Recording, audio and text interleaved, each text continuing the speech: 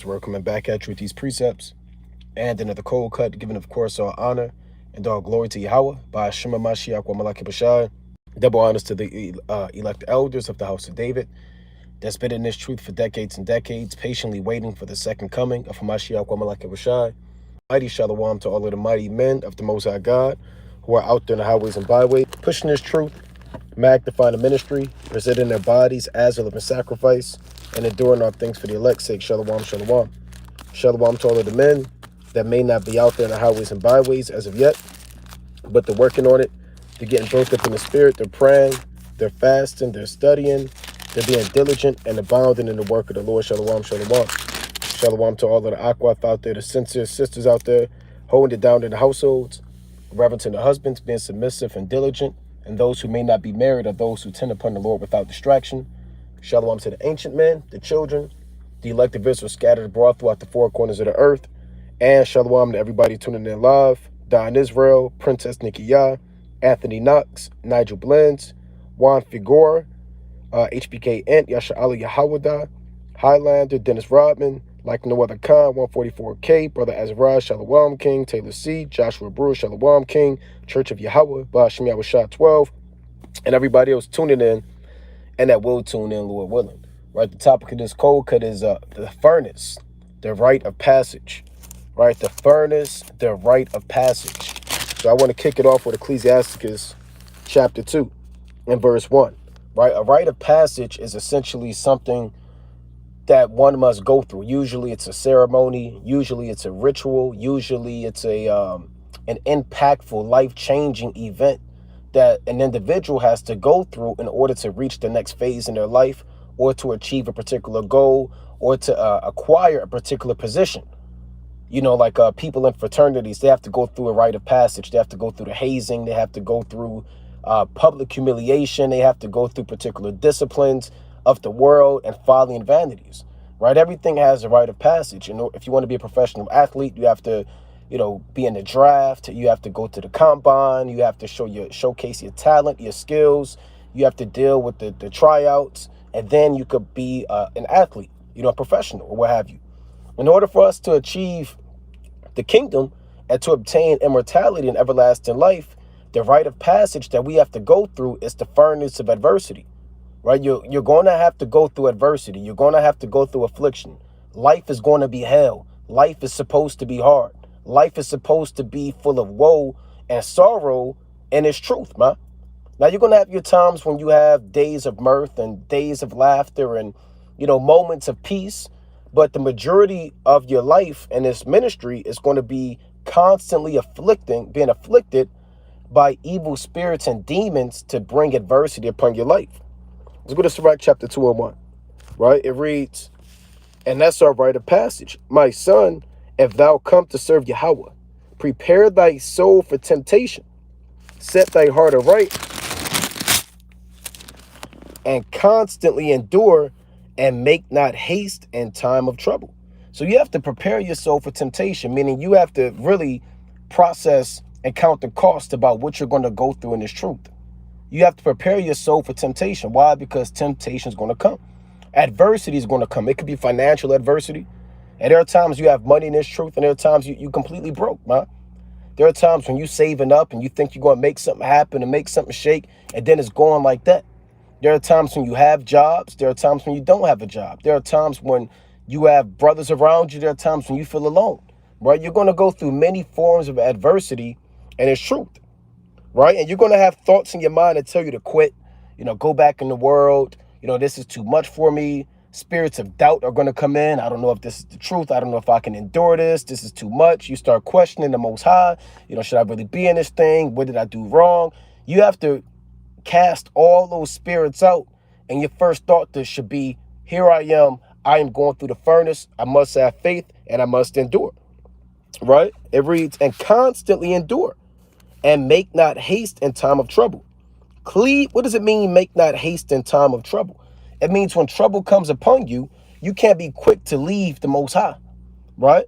You can't. The Lord said, if the spirit of the ruler rise up against thee, leave not thy place, for yielding pacifieth great offenses, in Ecclesiastes the 10th chapter.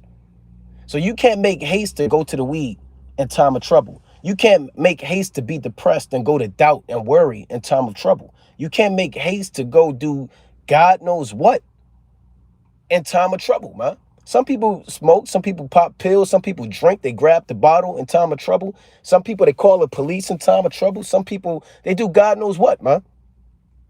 You can't make haste in time of trouble.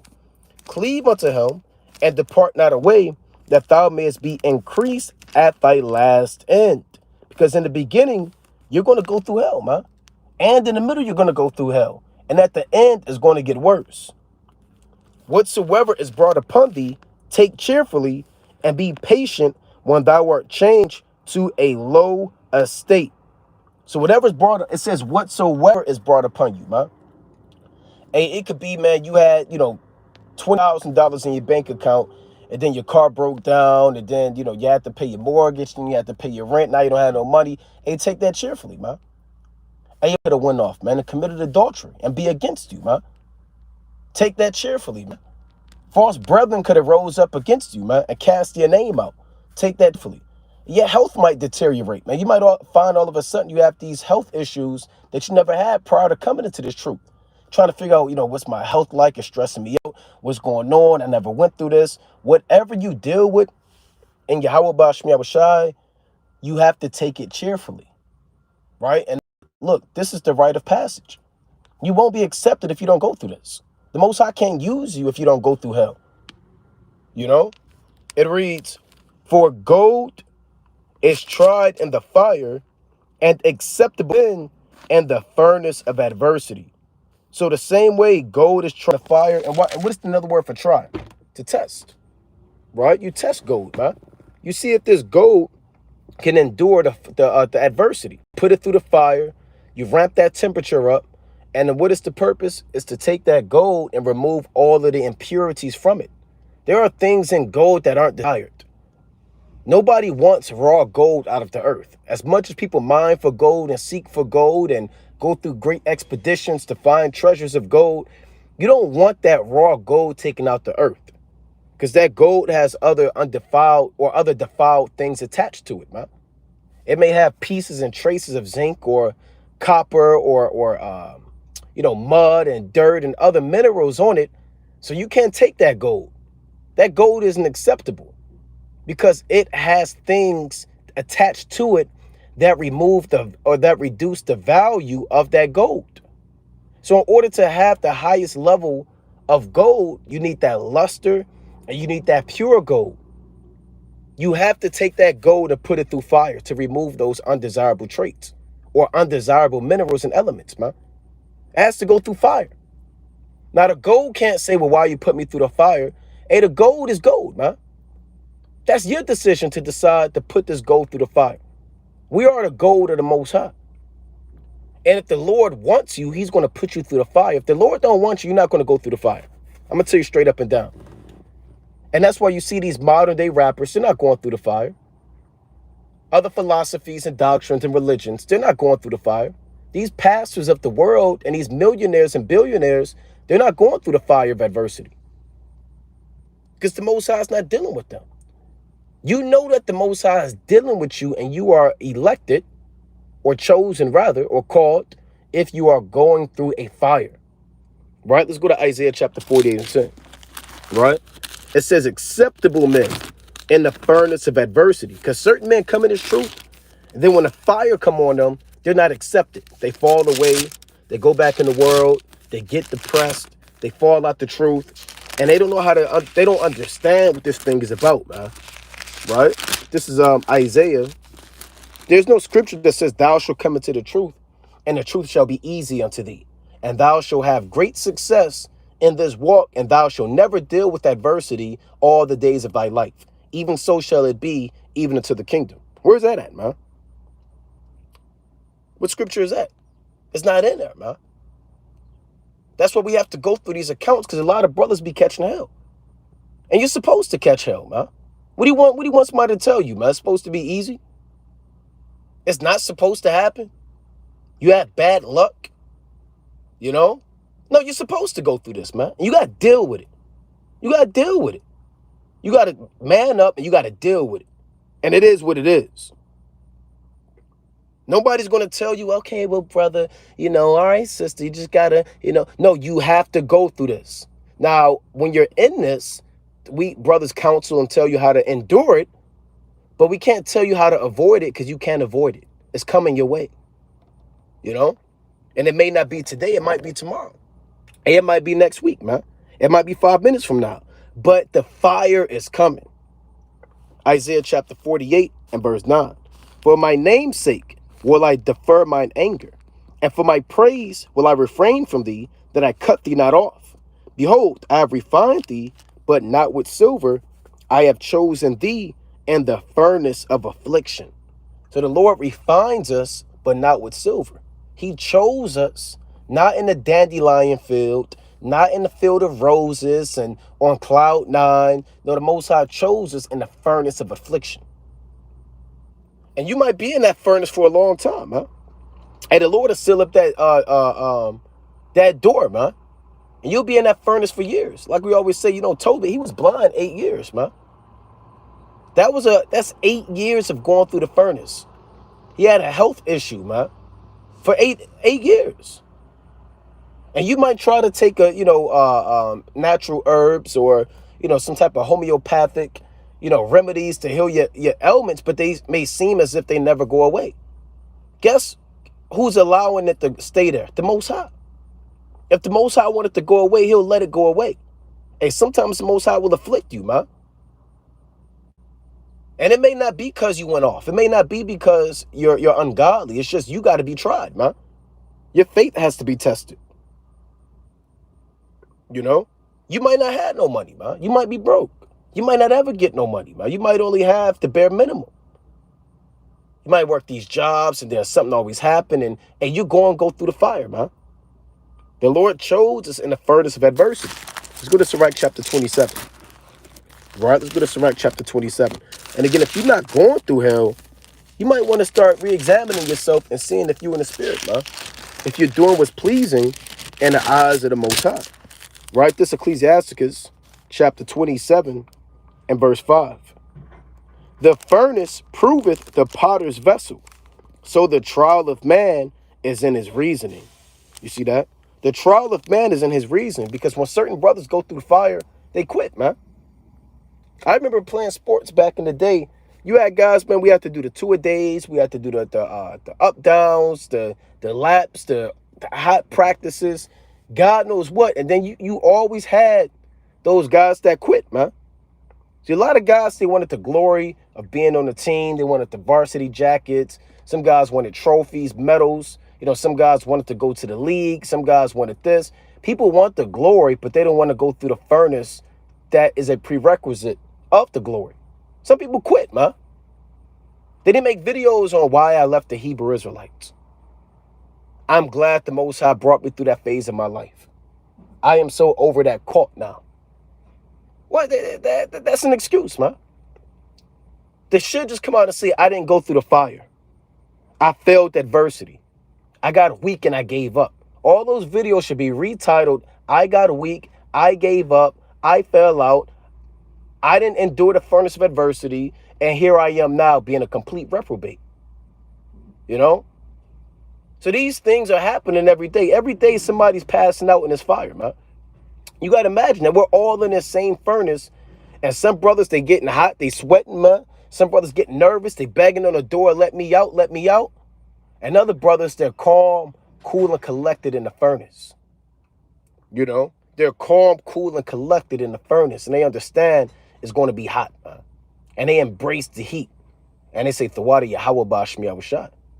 Remember, Hananiah, Azariah, Mishael, they sang songs in the furnace, man. And that was the trial of them. The trial of all man is in their reasoning. How do you respond to adversity? How do you respond when your back is against the wall? How do you respond when the Most High takes everything from you? How do you respond when the Most High hinders your marriage? How do you respond when the Most High takes away brothers from you? How do you respond when we don't have any money? How do you respond when we don't have a car, we don't have a house? What is your reasoning? What is your mentality? Do you begin to question the Most High? Do you begin to curse the Lord? Do you begin to doubt? Do you get weak? Do you fall away? Do you stop praying? Do you stop reading? Do you stop studying? What kind of man are you? And what kind of reasoning? What is your mindset when you don't have what you once had, man? Rather it's spiritual or physical. And when you're going through that, the Most High is watching you. See, that's when the magnifying glass is on you. Not when you're doing well and things go well in your hand, but the magnifying glass is on you from the Most High and the angels when he takes it from you. And he's honing in on you and he's really looking at your thoughts. You know? Let's go to Sirach chapter 6. Actually, let's go to Lamentations real quick. I got a few precepts I want to get, right? I want to try to get all these precepts. So this is Lamentations.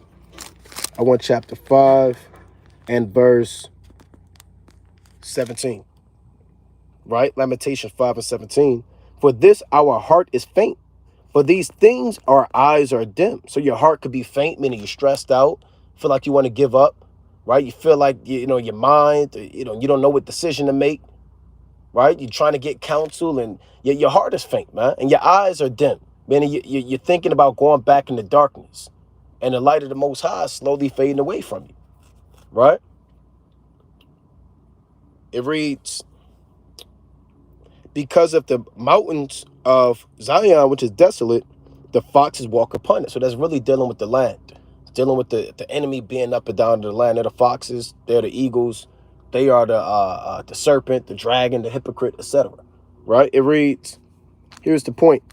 Thou, O Yahweh, remainest forever, thy throne from generation to generation.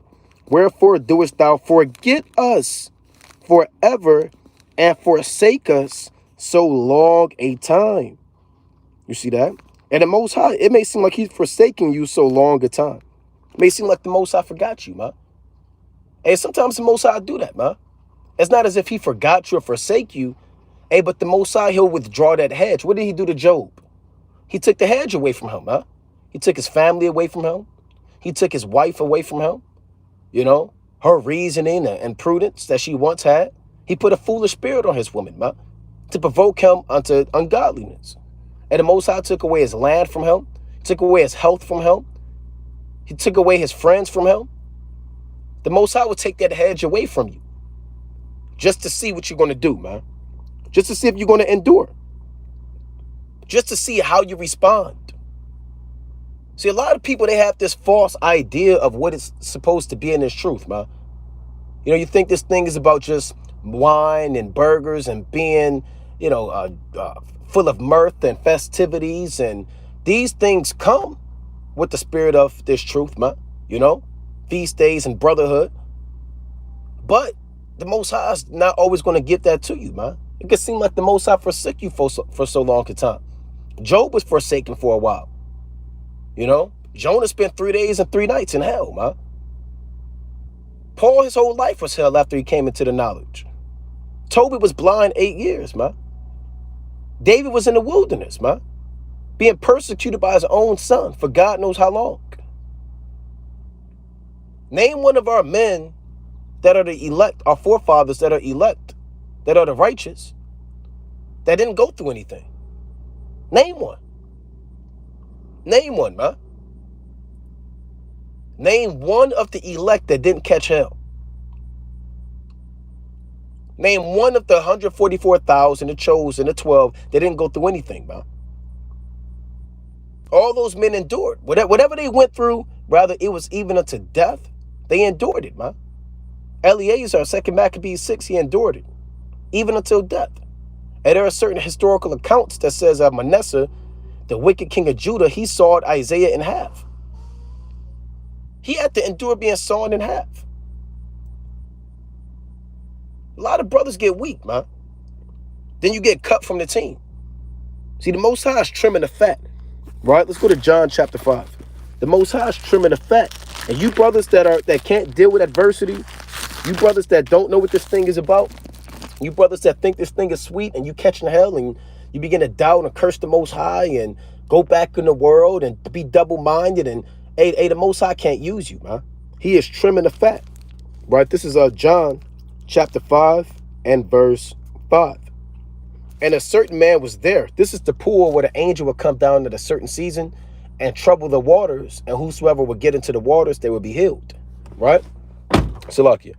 It reads, and a certain man was there which had an infirmity 38 years. 38 years. You don't think this brother was praying to the Most High?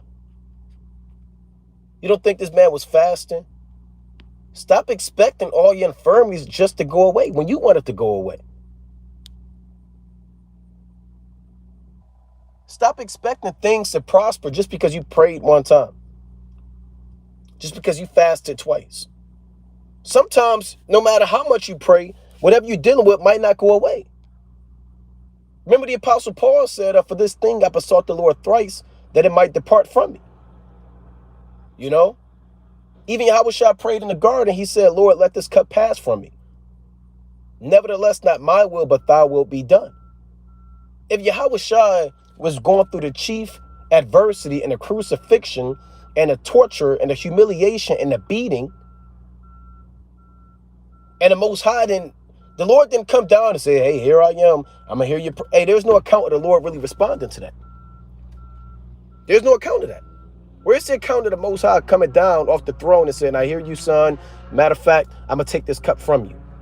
Now you got to drink that cup, man. If Yahushua couldn't have a cup passed from him, the Apostle Paul couldn't have the cup passed from him, and he prayed 3 times, how much more us, man? Who are the servants in the house, man? So certain things you're just going to have to deal with. It is what it is, man. Nobody's going to sit here and beat around the bush. This isn't Christianity. This isn't a feel-good thing, man. Tell you in Lamentations 2, written with Ezekiel 2, rather, written within and without, were lamentations, mourning, and woe. You know? So you got to understand that this man was dealing with this 38 years. 38 years. Verse 6, John 5 and 6. When Yahushua saw him lie, but he was lying down, and knew that he had been now a long time in that case, he saith unto him, wilt thou be made whole? You see that? So the Lord want to see you endure that, man.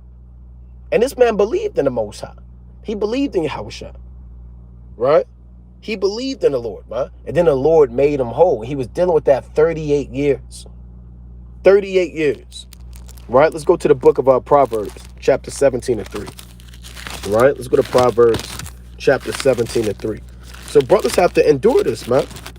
Everybody's going to catch hell. Is it going to be on the same level as everybody? That's the next man? No, it's not going to be on the same level. Some cases it may be worse. Sometimes it may increase, but sometimes it may be a snowball effect.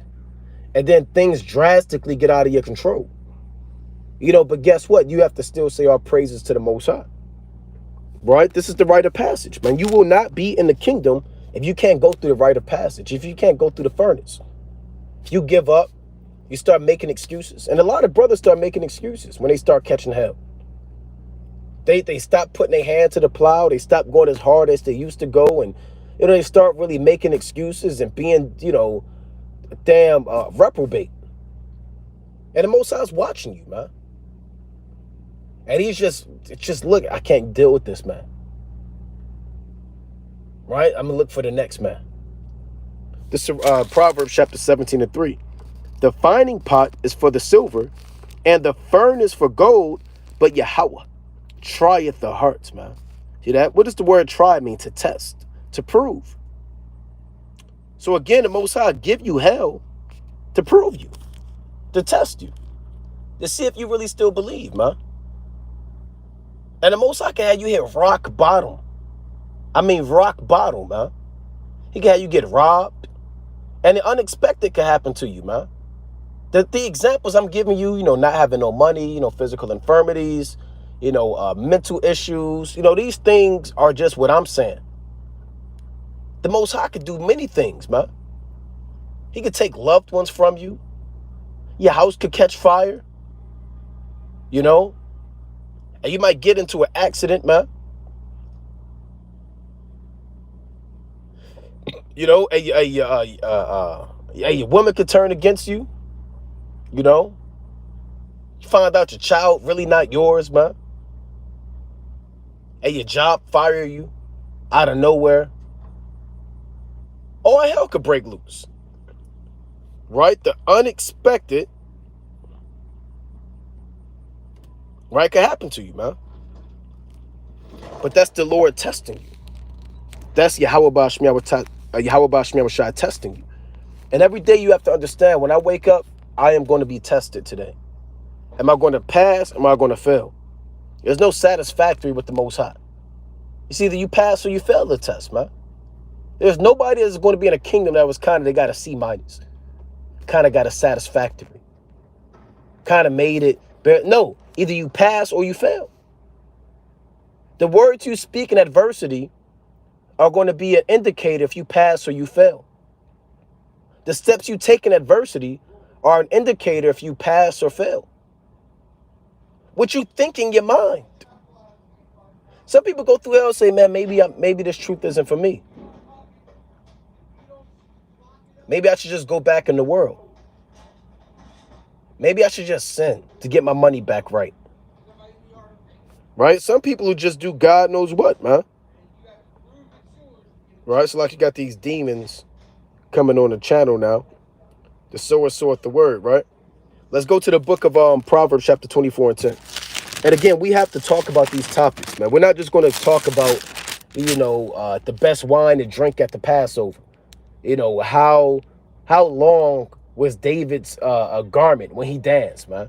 Did his garment come off when he danced 25%? Or was his whole garment kind of came off? We're not going to do a breakdown on that, man. We're not going to do a breakdown on, damn Susanna, what kind of veil did she have on her face? Was it yellow or was it blue? Because no, man. We're going to go through, we have to speak about the things that a lot of brothers don't want to talk about, man. This is the pure, raw, unadulterated truth, man. This is the bitter. This is the woe.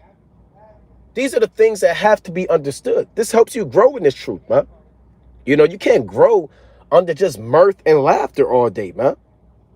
And folly and debates and, commentary. You can't grow like that, man. Now, you can grow and learn knowledge at particular points and, dissect particular precepts, but you can't develop and grow in the knowledge of Yahweh Shai with integrity if you don't go over these particular topics, right? Let's go to Proverbs 24 and 10, right? This is Proverbs chapter 24 and verse 10. If thou faint in the day of adversity, thy strength is small. What does that mean? If thou faint in the day of adversity, thy strength is small. Meaning you're weak. You're weak when you give up. Weak men give up, man. When adversity comes. That's what the Most High said. You're weak as hell, man. If things don't go your way that day and you get out the spirit, it don't even have to be nothing big. It could be something small, man. See, I gave, pretty heavy, drastic examples. Financially, health-wise, it could be something small, man. Maybe you and the brother got into it, man. And maybe you and your woman got into it, man. Maybe something happened, man. Somebody cut you off on the road and you got out the spirit and you rear-ended them and pulled them over and damn popped the trunk and you fainted in a day of adversity, man. Because you didn't remain in the spirit. A lot of people argue with people, they get out the spirit and go the hell off, man. You fainted in a day of adversity. That means you're weak. You have a weak mind if adversity comes your way and you don't know how to maintain your temperance. You don't know how to maintain your integrity. You get emotional, you fly off you fly off the handle, for lack of better terms, and now you get judged by the Most High. Right? And now you get judged by Yahweh Shai. Let's read that again. If thou faint in the day of adversity, thy strength is small. Right? Meaning you are weak. Don't be a weak brother, man. You got strong brothers in terms of body mass, muscular endurance, muscular strength, tall brothers, mighty beards. But a lot of brothers, they have weak minds. A lot of brothers have a lot of knowledge. They know a lot of breakdowns. They can go into the Hebrew. They can go into the Greek. They have a high level of understanding, but they have a weak mind. You can't roll with a brother that has a weak mind. The Most High can't use you if you have a weak mind. An emotional mind. Brothers that don't know how to be alone. Some brothers don't even know how to be alone, man. You know, the Most High remove people from them and they're alone and they fall out. Some people can't even go without their phone, man. Oh God, I don't have my phone. Oh Lord, what am I going to do? I got blocked out of my account. I can't get back on social media. Is this the truth or not? Lord, just kill me. So a lot of people, man, you have to have a battle-tested, hardened mind. And when the Most High put you through the fire, you become battle-tested. A lot of armies, going back into antiquity, they had different legions or different cohorts to their army. And you had a lot of the generals, they rode with their top cohorts, man, or their top battle-tested men. Even David had the Cherethites and the Pelethites. Those were the top battle-tested men. So when it was time for major conflict, you put your most battle-tested men on the line. And these men, they seen brothers die in battle. And these men, they may have had, got their arm slashed up, man. And these men probably, got faced near-death experiences. But that's what made these men better warriors, man. And the king saw that. He would group all these men together. And a lot of these men were undefeated, man. There were certain Roman legions. Even Esau, they had Roman legions. I believe it's the 12th legion or certain legions that they had, that Julius Caesar had, that these men were undefeated in battle. When they had to fight against the Britons and the Gauls, and the certain legions couldn't do it, they would send a top legion in. And these guys were 20-year veterans, man. They could handle all types of weapons. And it wasn't just their ability to handle weapons that made them strong. It was their mental toughness, man. Their unwillingness to retreat. Adversity. Those are the best soldiers, man. Not just physical strong soldiers, but mental strong soldiers, man. Brothers that can endure adversity. People that can see bombs blowing up next to them and still march towards the enemy. People that can look to their right and a brother damn gets stabbed with a sword and he still fight, man. Right? Those are battle-tested veterans in Yahweh Ba'ashem Yahushua. And that's the brother you want to be. You're going to see people fall out this truth. That don't mean you fall out, man. You're going to see things before you and people around you, man. You keep marching. You want to be one of those battle-tested veterans, man.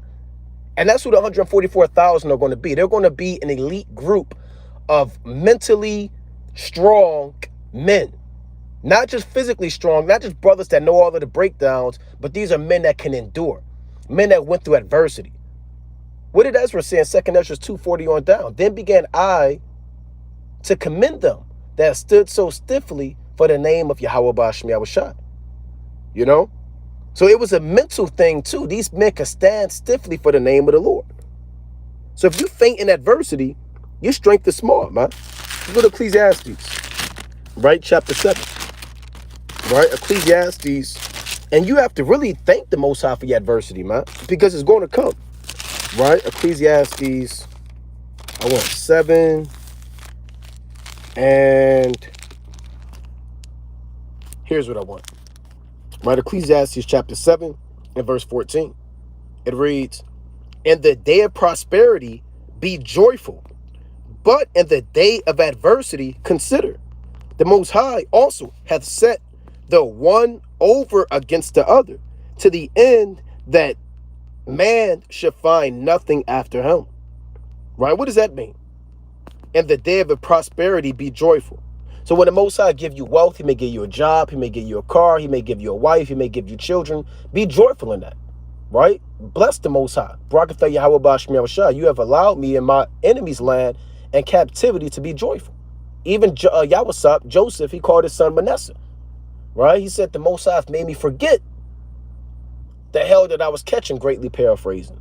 Iparium, he said the Most High made me to be fruitful. So in his prosperity, he rejoiced. But what does it also say? But in the day of adversity, consider. So when you're going through adversity, you have to consider. Can the brother pull this verse up in a NLT Bible Kashar? If a brother got time, pull up Ecclesiastes chapter 7 and verse 14 in the NLT. Right? If a brother got time. right? Ecclesiastes 7:14 in the NLT. Now it reads, the Most High also have to set one over against another. I mean, you're going to have to deal with both. One over against another, meaning you're going to have to go through either one. Any given day is prosperity. Any given day is adversity. It's not just all prosperity. It's not just all adversity. Pick one. When you wake up in the morning, you're going to wake up and go through the door of adversity and or the door of prosperity. They're set one over against another. Now it reads to the end that man should find nothing after him. Meaning, what does that mean? Man shall find nothing after him. Meaning, man, you have no idea what the Most High is going to give you, man. Right? The water for that precept, I'm not sure. Enjoy prosperity while you can. But when hard times strike, realize that both come from God. And here's the beautiful point I like. It says, remember that nothing is certain in this life, man. There's no certainties in this life that your day is going to go well, man. That you're going to make it to your job safely, man. There's no certainty that your wife is going to be in order. There's no certainties that your health is going to be fine. There's no certainties that you're going to have the same amount of money in your account and it's going to increase over time. There's no certainty that your plans for the next 2 weeks, 3 weeks, 4 months are going to happen. There's no certainties in this life. Any given day, the Most High snap his fingers, for lack of better terms, and remove that hedge from you. There's no certainties in this truth, man. This isn't the world, man. You know?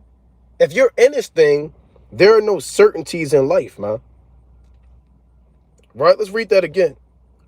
It reads, in the day of prosperity, be joyful, but in the day of adversity, consider. God has made the one as well as the other. And stop blaming Satan all the time. Satan. Now, the Lord uses Satan, but it's the Most High. See, a lot of times you brothers blame Satan. It is not necessarily blaming, because the Most High does use Satan. He's an agent, but it really takes away from the power of the Most High. Because if you're so busy blaming Satan, you're not going to thank the Most High. Blaming Satan is like it's an easy cop-out, for lack of better terms. Although it's true, the Most High uses him, but you're not going to thank the Most High. Because it's easy to write off to Satan. You just write it off. Thanks. Here comes Satan. Satan. And rarely do you hear a brother say, damn, that was Satan. And at the same mouth, do you ever hear a brother also say, Thawadi Yahweh Bashmi Yahushua? Rarely are those things mentioned one with the other. Usually brothers say, Thawada, man, Thawadi Yahweh Bashmi Yahushua. Or usually brothers say, damn, that's Satan. But they're never set one over against another. Even though Solomon is telling you they both come from God, man. You know, they both come from the Most High. And the sooner that brothers realize that there's no certainties in this life, the better off your expectations are going to be more thorough, man, and complete. Because when you wake up, somebody might rear end you, man. Now you might not make it to work, man. But you realize that, hey, look, man, this was supposed to happen. There's no certainties in this life. You're comforted in understanding the will and providence of Yahweh Bashmi Yahushua. But you're in Christianity and the evil things befall you. You know, you cop a plea, you make excuse, you blame Satan, you do all types of madness. Right? That's why Ecclesiastes is a very beautiful book, man. It sets life into perspective, right? And shows man the providence of the Creator. You know? Let's read it one more time. In the KJV. Ecclesiastes 7:14. In the day of prosperity, be joyful. But in the day of adversity, consider. Consider, man. You know, meditate on it. Thank the Most High. God also has to set the one over against the other, to the end that man should find nothing after him. I mean, a man can't predict what the Most High is going to do. There is no certainties in this ministry, man. Right? There are no certainties in this ministry. Let's go to 2 Kings chapter 20. Right? Let's go to 2 Kings, the 20th chapter. And if you're not going through hell, man, you need to start examining yourself and asking, are you really in this thing, man? I want 2 Kings, got a few more precepts, chapter 20, and I want verse 17. Right? And really, when you're in this thing, man, and you're seasoned, one of the first signs of a brother being seasoned in his truth is a brother that thanks the Most High. Now you're in the flesh. And you might really be stressed, for a minute. You might be worried, like, oh, man, even the Apostle Paul said, without were fightings, within were fears. Nevertheless, the Most High comforted those that are cast down, and I believe that's 2 Corinthians, the 7th chapter, if I'm not mistaken. So even our forefathers, they go through hell, man. Even David, he was stressed out, man. That's 1 Samuel, the 30th chapter. But he encouraged himself in the Most High. So your natural flesh is going to compel you to be emotional. But you have to discipline that flesh and thank the Most High and encourage yourself in the Most High when you're going through adversity, man. Right? This is the rite of passage. Some brothers, they can't even, this day, today, the Lord said in Matthew, the 6th chapter, sufficient for the day is the evil thereof. So you're going to go through evil today. A lot of brothers worry about what they can't control tomorrow. That's what Matthew, the 6th chapter is about. Brothers that try to control what you can't control. You can't control the clothes you're going to have, the food you're going to have. Take no thought of that. That's out of your hands. You got enough to go through with today. Sufficient for today is the evil thereof. You're going to go through evil today, man. Embrace that. Accept that. Thank the Most High for that. Consider it. You're going to go through it. You just have to endure it because you're being tested every day in this truth, man. Let's Slacky. I gotta keep blocking these demons, right? Let's go to 2 Kings chapter 20 and verse 17. Here's the rebuke that Isaiah gave Hezekiah for his folly, right?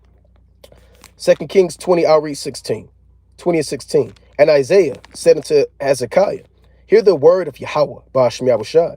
Behold, the days come that all that is in thine house, and that which thy fathers have laid up in store unto this day, shall be carried unto Babylon, nothing shall be left, saith the Lord. And the Lord could do that to you, man. He could literally have somebody come in your house and rob you, man. You could be at camp. A brother got his car broken into in the camp, man. He was out there doing the work of the Most High. And then a bunch of Negroes, man, or heathen, broke into the brother car, man. Now, really, I want to say the Most High, really what I want to say, translating it, is the brother went to do the work of the Most High. Then the Most High sent Satan to tempt the brother by breaking up his car. That's what really happened. On the earthly lower level, you had men that broke into his car, So these things happen. The Lord can have somebody break into your house. He can remove anything from you. The Lord physically told Hezekiah he's going to take all things from him. The Lord can take your peace of mind away from you, have brothers vex you, have somebody slander your name. He can have your job taken away from you, your car taken away from you. You might lose your Bible, your Apocrypha, your notes. You might lose your money. Stuff is going to be taken away from you, man. It reads, and this is 2 Kings 20 and 18. And if thy sons that shall issue from thee, which thou shalt beget, shall they take away. And they shall be eunuchs in the palace of the king of Babylon. And that's some bad news, man. Imagine the Most High giving you bad news, right? Like the Lord told Ezekiel, hey, your wife is going to die, man. He told him straight up, your wife is going to die today, or tomorrow, rather. Don't cry. Don't mourn. Man up. It is what it is. He told Ezekiel that, man.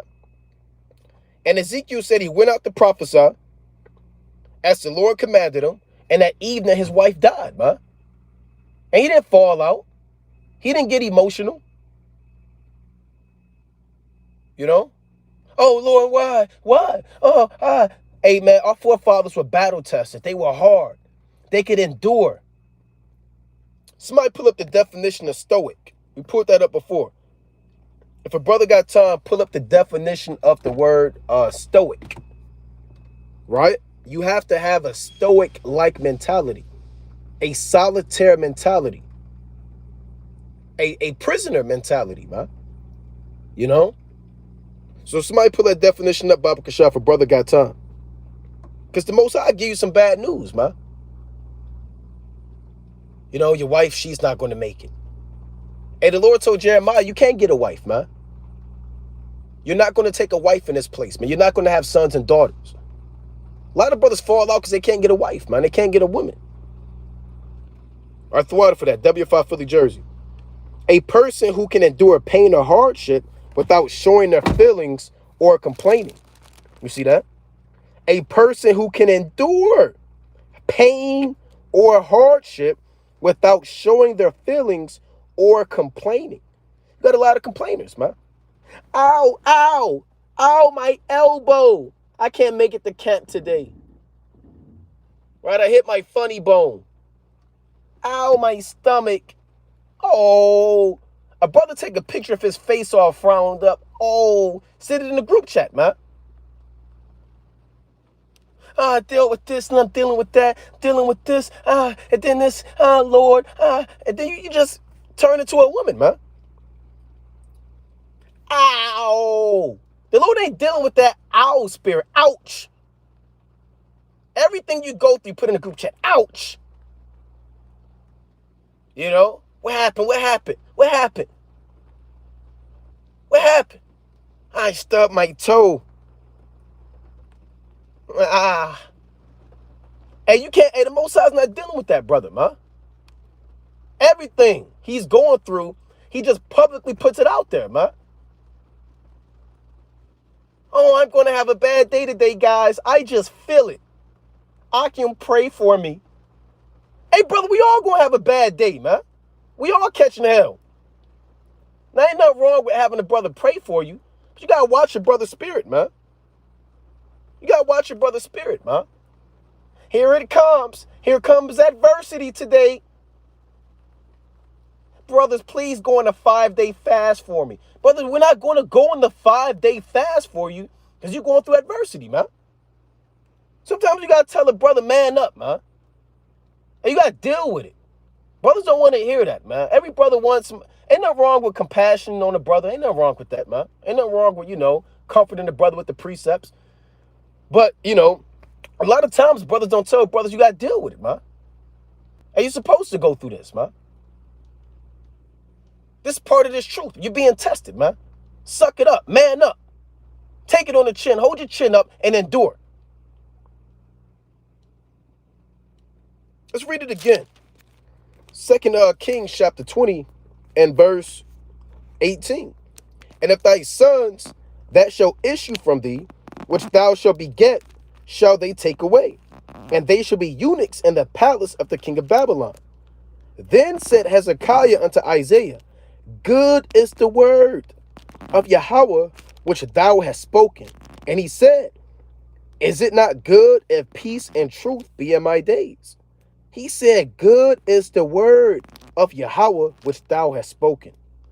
Right? That's cold right there, man. Imagine brothers telling you, or the Most High telling you, hey, look, man, you're going to get fired today. Hey, your woman's going to leave you. Hey, your child is going to die. You're going to have a minor stroke. And then the first thing you say is good is the word that Yahweh has spoken. Those are good words from Yahweh Bashmi Awashah. That's a mentally strong brother. That's a deep brother. Deep brother isn't just a brother that know all the revelation in Ezekiel. That's not just a deep brother, man. Deep isn't just predicated on knowledge of spiritual matters in terms of breakdowns and precepts. A deep brother is a brother who has a lot of experience. He's battle tested. He's a stoic. That brother's deep, man. Right, let me go back to that definition. A stoic. Being a stoic is being calm and almost without any emotion. When you're a stoic, you don't show what you're feeling, and you also accept whatever's happening. So you embrace it. All praises to Yahweh Shah. The water Yahweh Shah. I'm going through hell. I'm going through adversity. Good is the word that you have spoken. It is good afflicted. All praises to Yahweh Shah. And people are going to go crazy, man. Because a lot of people are this society is an emotional society.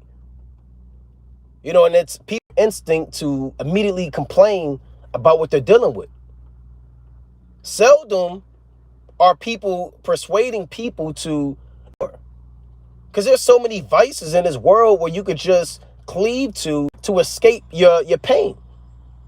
Pop an aspirin, get this, smoke some weed, get the bottle, do this, instead of enduring. Good is the word that Yahweh has spoken. It is good for me to be afflicted. The water Yahweh by Shmi Abushai. You know? Let's go to the book of 1 Samuel, chapter 3. Right? Let's go to 1 Samuel, the 3rd chapter. These are lessons that we have to go into. We have to talk about these topics because times are only going to get harder. The Apostle Paul said in 2 Corinthians, the 4th chapter, for our light affliction, which is but for a moment, working for us a far more exceeding and eternal weight of glory. So you're going through light affliction right now. You know, I'm catching hell, man. You know, you might be catching hell. And a lot of times we have to hear this, man, because this comforts us and puts things back into perspective. It sets your mind to right. Because a lot of times if you don't review topics like this, you're going to get emotional. You're going to get emotional. And you're going to do things that aren't convenient. And you're going to fall out the truth. And you're worrying about things you can't control. You can't control your life, man. We read that in Ecclesiastes 7:14. You can't control if adversity is going to come or not. You can set everything's up perfectly, man. You can have this bank account set up and you got this account. And if this one crash, you know, you got this money under your mattress. You got a gun that might break in. Man is ever so prepared, right? Man is ever so prepared, man. Or so he think he is until the Most High intervenes. Then what shalt thou do, man? When the unexpected comes, man. When these foreseeable circumstances befall you, are you going to be a stoic? You know, or you're going to be a creep. Let's go to 1 Samuel chapter 3 and verse 17. All right, now this is the Lord, after the Lord told Eli, he's going to get jammed up. 1 Samuel 3 and 17. And he said, what is the thing that Yahweh had said unto thee? I pray thee, hide it not from me. The Most High do so to thee, and more also, if thou hide anything from me of all the things that he said unto thee. And a lot of brothers, you hide things from brothers, man. Because you don't want a brother to get emotional. You don't want to lose a friend. You don't want to get on the brother bad side. You kind of just hide stuff from brothers. Certain things you want to have discretion. You don't utter your whole mind about brothers, you know, or certain matters. But certain things, it is what it is, man. Right? So Samuel is about to tell Eli the raw, straight up, unadulterated truth. Verse 18. And Samuel told him every whit and hid nothing from him. And this is Eli, priest, right? And he said, it is Yahweh. Let him do what seemeth him good. That's mighty words right there. It is Yahweh. Because it is Yahweh, man. It ain't bad luck. It ain't superstition. Everything's at the Most High, man. Good and bad. Read Sirach 11 and 14. Prosperity and adversity, life and death, poverty and rich come of the Lord. Let the Lord do what seemeth him good, man. Hey, if somebody breaking your house, hey, the Lord, he thought that was good, man. You know, if you get fired from your job, the Lord thought that was good. Let him do what him seemeth him good. Hey, you spring, hey, let the Lord do what he seems good, man. A lot of people get mad at God. God, why would you do this? I read my chapters today. I fasted last week. I went to camp. I gave alms. You know? I exhorted the brethren. Why am I going through this? That shouldn't be your first thought, man. Have the mentality of Hezekiah, the mentality of Eli in those situations. Good is the word that Yahweh has spoken. It is Yahweh. Ba'ashmi Abushai, let him do what seemeth him good. Be a stoic.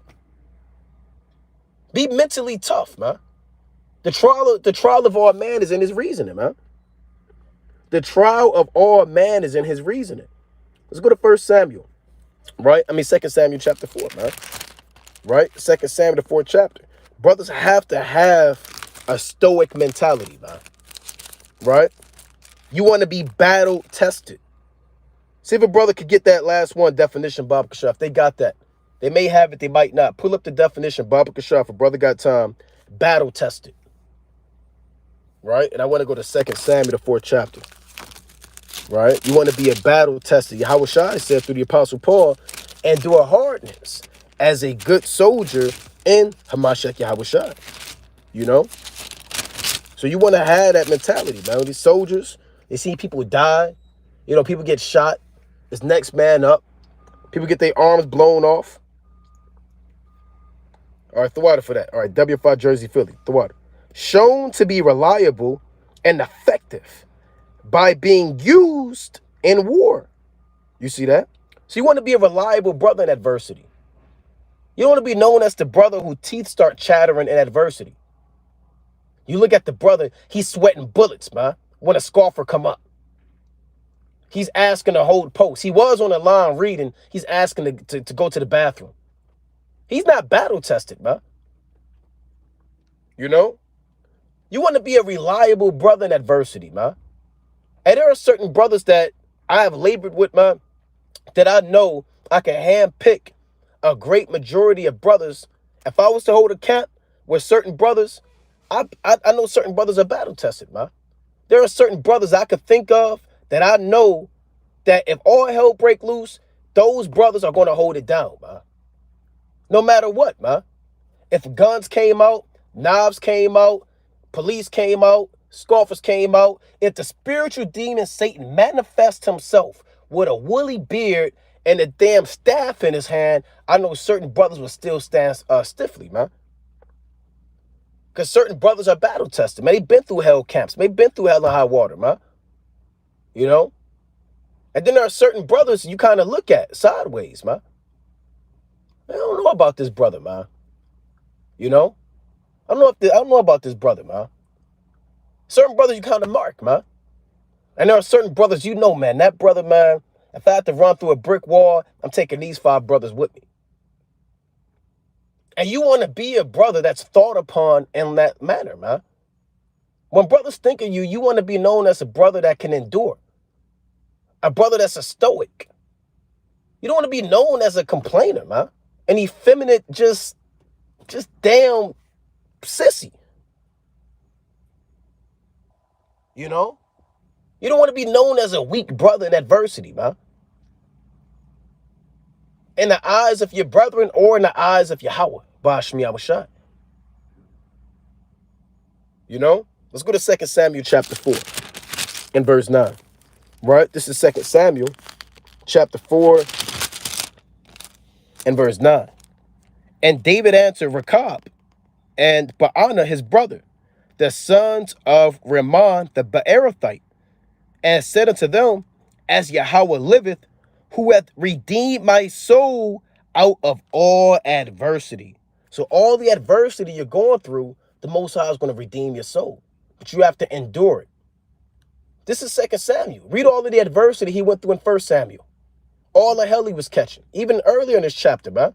And he said when it was all said and done, the Lord redeemed my soul out of all adversity. The Apostle Paul said, I have fought the good fight. I have kept the faith. I have finished my course. You have to finish your course. You're going to catch hell. All hell is going to break loose in your life, man. It's lucky. All hell is going to break loose in your life, man. Poverty, adversity, death, life, riches. But you have to maintain your integrity and its truth. But with that, we're going to close up. Giving, of course, our honor and our glory to Yahweh. By Shema Mashiach, Most High willing you are edified. Kwam Yashala.